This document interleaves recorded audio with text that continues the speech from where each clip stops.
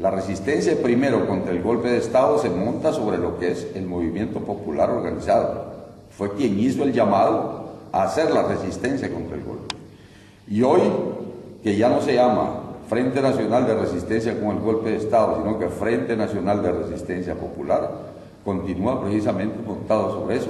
Y es lo que te decía, esa unión entre lo social y lo político, que si el pueblo hondureño lo sabe manejar inteligentemente, eso definitivamente es un fracaso para los grupos dominantes del país. O sea, este frente ha tomado la determinación de luchar por la toma del poder, y por eso nos están matando. ¿Y cómo combatir estos asesinatos? Usted ha estado aquí en... Pues mira, en precisamente Barcelona. nosotros aquí andamos en eso, pidiendo la solidaridad de los pueblos, pidiendo la solidaridad de los gobiernos que así lo consideren. Nosotros sostenemos que en la medida que desde el exterior se presione a ese llamado gobierno de unidad nacional y de reconciliación nacional, a que deje de seguir asesinando a los hondureños, a que respete los derechos humanos, a que no criminalice la protesta social y la protesta política, a que haga que retornen al país todos los exiliados, que liberen a toda la gente que está presa. Esa campaña es necesario que la hagan porque es una cuestión humanitaria, es una cuestión que nos conviene a todos los pueblos. No se puede permitir a estas alturas, en pleno siglo XXI, que se sigan cometiendo actos de esta naturaleza, actos de lesa humanidad en este sentido. Nosotros, por nuestra parte, estamos obligados a seguir en lo que estamos, independientemente de lo que nos pase. Mas, sin embargo, creemos que la comunidad internacional, los pueblos, están obligados a que en ese país se paren los asesinatos y se respeten los derechos humanos. Ha venido aquí para reclamar un mayor compromiso de la Unión Europea, para denunciar el papel de Europa en América Latina. Está decepcionado del papel de la Unión Europea, Europa en Honduras, concretamente. Sí, mira, definitivamente nosotros entendemos que el papel de los Estados Unidos y su influencia en todos estos países es enorme. En los Estados Unidos, para dar el golpe de Estado, se hizo un guión, así como hacen los guiones en Hollywood. O sea, golpe de Estado, elecciones, después esas elecciones hay que adulterarlas para que aparezca ante el mundo entero que todos los hondureños, o la mayoría de los hondureños, fueron a votar. Eso fue lo que dijeron también inmediatamente después de las elecciones. Nunca había habido en Honduras una votación tan alta y eso nunca pudo haber sido así. Eso era totalmente falso.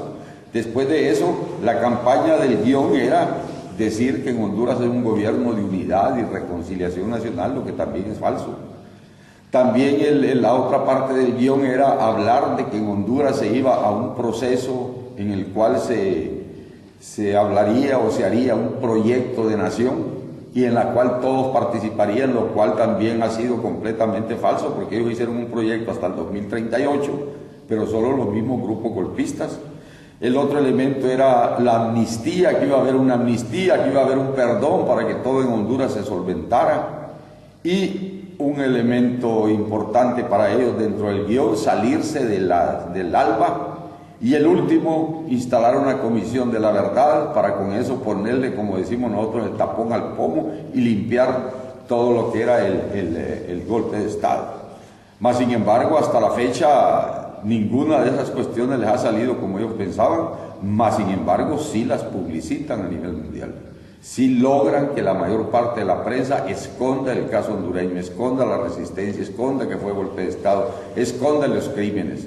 Pero por eso nosotros venimos aquí a denunciar y esperamos pues que aquel que dude, que mande comisiones a Honduras. Si de Francia se duda, si de España se duda, si de Suiza se duda. Nosotros hemos hablado con parlamentarios y les decimos que planteen en sus parlamentos que vayan comisiones a Honduras a investigar.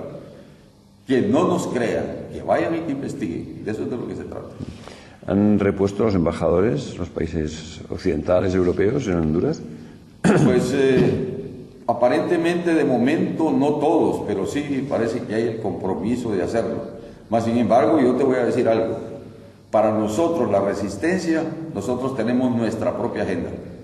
independiente de los partidos políticos tradicionales en Honduras e independiente de las posiciones de los gobiernos.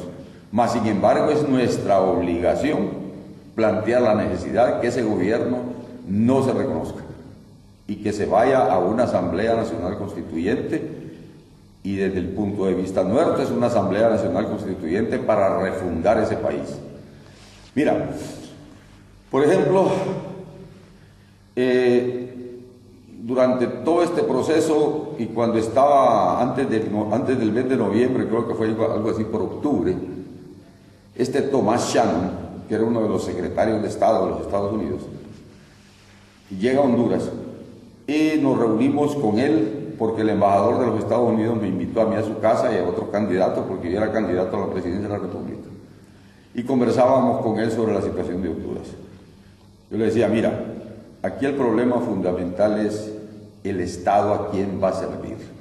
¿Va a seguir sirviendo a un grupito de oligarcas y a las transnacionales o va a servir al pueblo? Y este es un viejo problema.